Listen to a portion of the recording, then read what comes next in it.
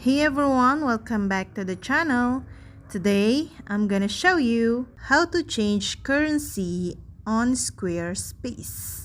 On your page, go to Commerce. Under Commerce, go to Payments. On this page, you will see a payment processor, the Stripe, PayPal, and Square. But you will scroll down and click on Store Currency. As you can see here, you connect in Euro.